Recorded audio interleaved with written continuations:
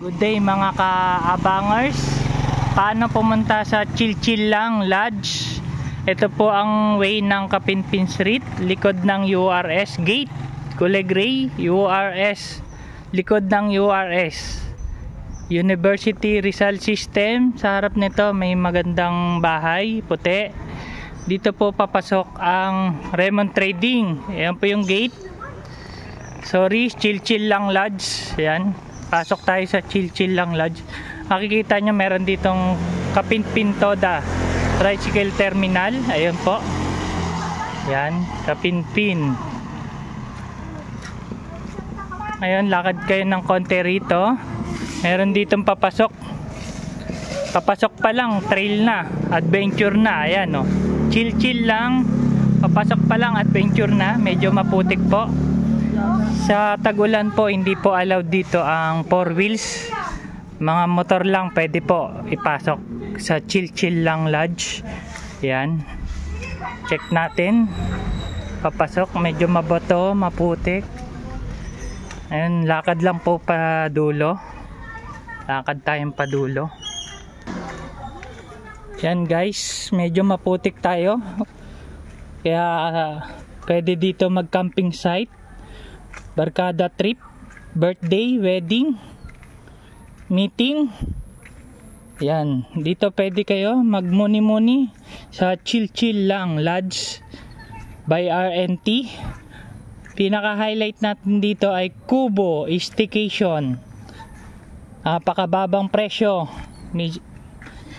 Yan, medyo maputik lang guys, gawa ng umulan.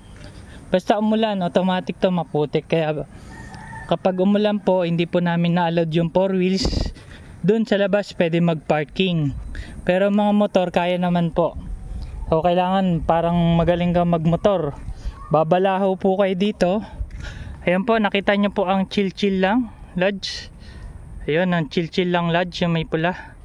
Yung pula na po yun ay malaking heart. Yan, nakakita kayo ng kakaiba rito. Ayan guys, Chill Chill Lang Lodge. Ulitin ko po, maputik pag umuulan. So magdala kayo kung anong gusto nyo dalhin sa Chill Chill Lang Lodge. Malapit dito sa Maynila. Very accessible pag gusto nyo ng nature. Yan, dito landmark, may cross. Di ko alam kung anong klaseng yung born again o Christian. Yan, comment na lang kung ano po yung, kung anong meron, kung anong religion po yan. Huwag po kayo hindi diretso. Pag nakita nyo tong kanto na to, poste na pula, huwag kayo hindi diretso dyan, ligaw na kayo, kumanan po kayo agad. Yan guys, ayan po galing tayo sa dulo. Ayan doon, daan, likod ng URS, dumiretso tayo dito, paliko rito ng kanan, diretso. Yan. Kaya guys, punta na po kayo dito. Mga gusto mag-emote dyan, gusto mag-relax, gustong lumayo sa mga manager na epal, kupal, yan. Mga kala mo, mga katrabaho, mga tagapagmana. So, chill lang tayo dito guys. Kasi yung dedication nyo sa trabaho, okay yan. Wala tayo dyan problema. Oh, saan kayo nakakita? Likod ng URS, napakalapit lang. Nature na nature, oh, 'di ba? Greening. Oh. Pwede kayong maggala-gala doon, magpicture-picture yan diyan. Yan, papasok na tayo dito, guys. Pwede kayo mag-parking dito sa loob, mismo sa loob ng motor. Yan, meron tayong cake staycation soon. Kasi hindi pa magawa, hindi pa malingunan. Pero highlight natin, ulitin ko, Kubo Staycation. Yan. Yan na, oh, di ba? Ang ganda. Pwede kayo mag-tent dyan. Yan. Green na green po yan. Yan. Yan po yung cake tent. Yan.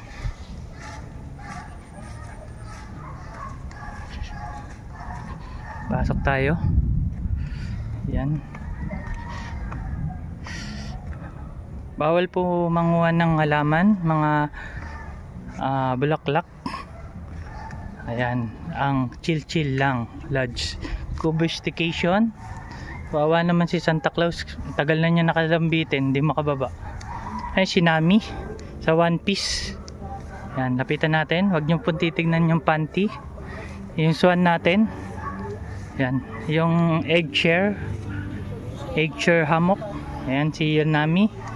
Yan, si Nami. Meron tayo dito na ito, pwede kayo magkwentuhan dyan. Yan, may poolan din tayo, yung pool, yung ano, laro. Ayan, si Bider. Pangalan niyan, si Bider. So, yung kabuuan natin nito guys, ito ikutin natin.